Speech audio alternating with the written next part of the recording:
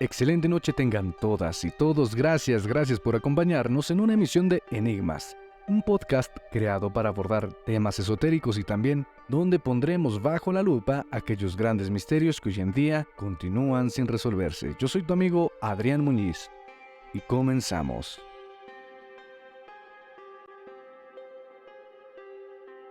El día de hoy vamos a estar hablando acerca de la leyenda de los Rosacruces, una leyenda llena de mitos, de enigmas, pues entre los custodios del esoterismo occidental cita René Guénon a los Rosacruces, una supuesta fraternidad secreta fundada en la Edad Media por un misterioso sabio sacerdote llamado Christian Rosenkreuz. Este cristiano Rosacruz, que es pues lo que significa su nombre, falleció según la leyenda a la edad de 106 años tras haber viajado por diversos países de Oriente, donde se dice que aprendió los secretos de los magos, cabalistas, médicos y los filósofos de aquellas tierras. A pesar de ello, Guénon establece una distinción entre los Rosacruces medievales y los de la Edad Moderna.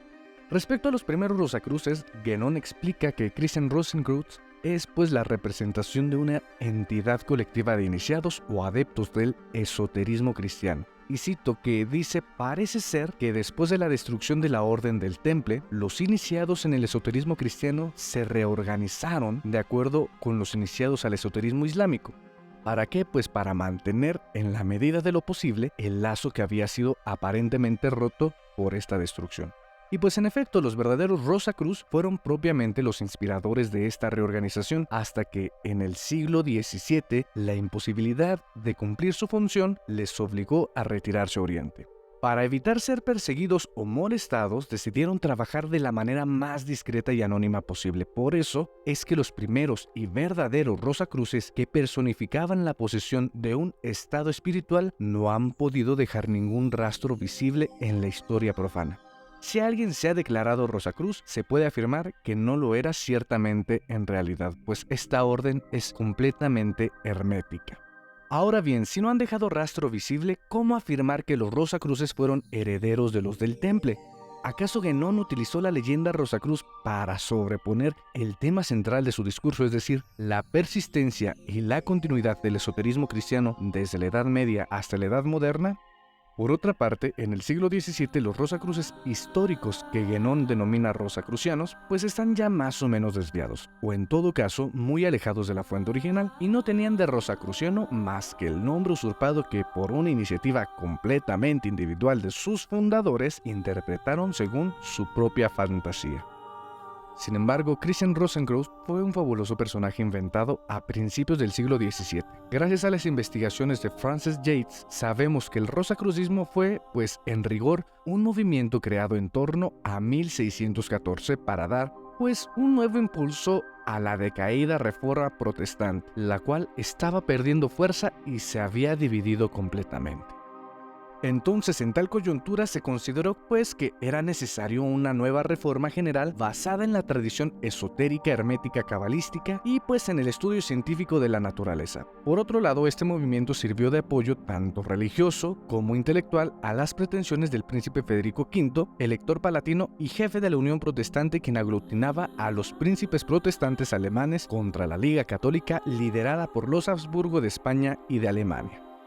En tal clima de apoyo al proyecto de liderazgo protestante del príncipe Federico, se publicaron 3 obras consideradas los 3 manifiestos fundacionales del movimiento Rosacruz. El primero es Fama Fraternatis, que se publicó en 1614, el segundo es Confessio Fraternatis Rosea Crucis en 1615 y Las bodas alquímicas de Christian Rosenkreuz en 1616. Todas ellas acusaban una fuerte influencia anticatólica.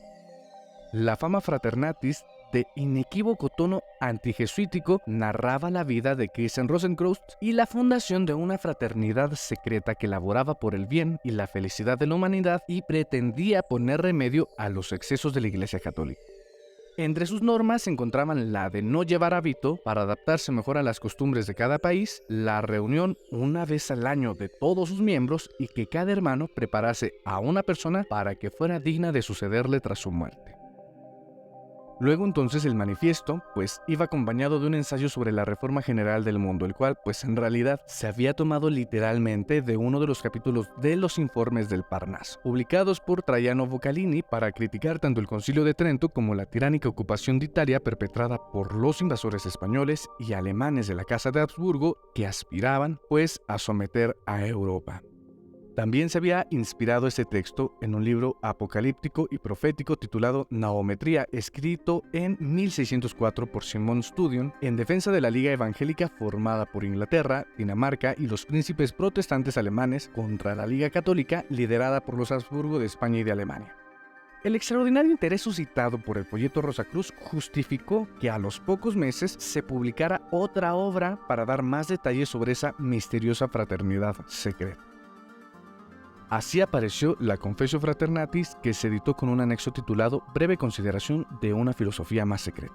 Ese manifiesto contenía abundantes citas literales de una obra Monas Hieroglífica de 1564, escrita por John Dee, un compendio de alquimia, cábala, matemática y hermetismo, entreverado de diversas afirmaciones claramente anticatólicas, como por ejemplo llamamos anticristo al Papa de Roma. Pronto llegará el día en que lo que ahora conservamos secreto lo aclaremos abierta y libremente. El tercer texto fundacional del movimiento Rosacruz fueron las bodas alquímicas de Christian Rosenkreuz, que tomaba también como fuente principal la citada obra de John Dee, Monas Hieroglífica. El autor de este tercer escrito fue el pastor luterano Johannes Valentinus Andrae y fue el principal impulsor de la corriente Rosacruz. Pronto, el movimiento contó con el apoyo de destacados protestantes. Así fue que entre 1617 y 1619, el impresor Jean-Théodore de Brie publicó varias obras de autores adheridos al movimiento Rosacruz, como entre otros el anglicano Robert Flood con su historia del macrocosmos y el microcosmos, o el luterano Michel Mayer con Atlanta Foyens, los cuales apoyaron con los medios a su alcance a la Liga Protestante. Parece incluso que la palabra Rosacruz fuera probablemente un guiño del propio Andrae a su maestro John Dee, así como un homenaje al respaldo de Inglaterra o a la causa del príncipe Federico. En este sentido se ha señalado que el término nació de la fusión de la palabra rosa en relación con las rosas del escudo de Inglaterra y la palabra cruz, como alusión a la Cruz Roja de San Jorge. A esta explicación más tarde se le superpondría otra de tipo alquímico, mencionada por el propio John Dee en sus Monas, según la cual el término fue fruto de la unión de las palabras latinas ros y crux, rocío y luz.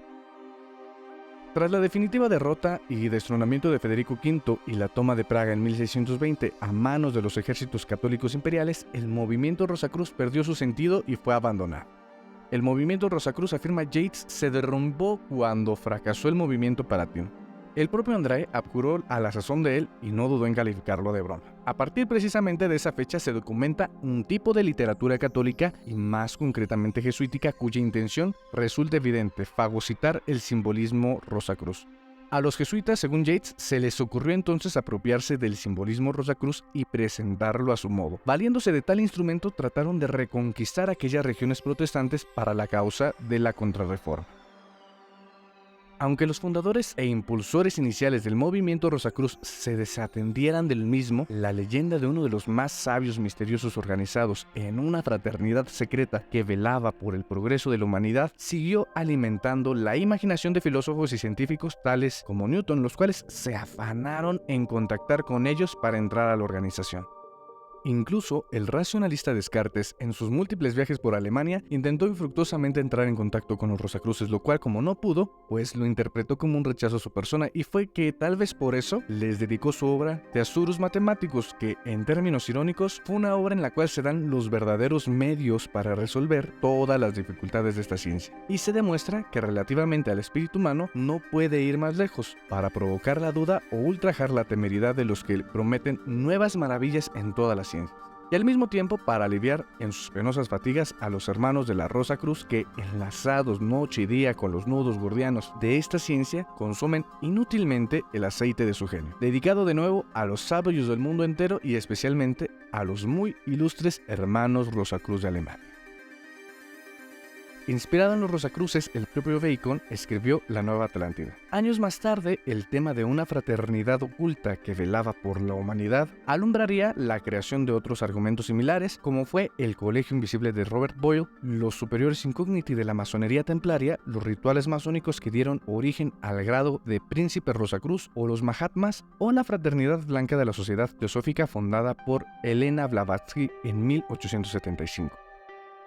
En definitiva, pues como no se cree que Guénon estuviera desinformado en esa materia, hay que concluir que también él utilizó la leyenda de los Rosacruces para ilustrar la existencia de órdenes, cofradías o sociedades secretas dentro del cristianismo, que conscientes de su papel mantuvieron contactos regulares entre Occidente y Oriente. Por eso mismo, distingue entre los verdaderos y primitivos Rosacruces de los que apenas se tiene noticia de los decadentes rosacrucianos de los siglos XVII y posteriores.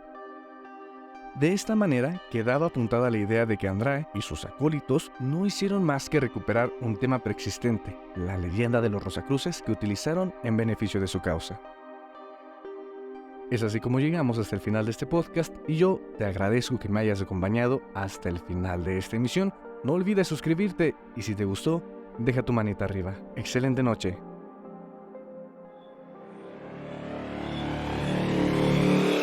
We'll be right back.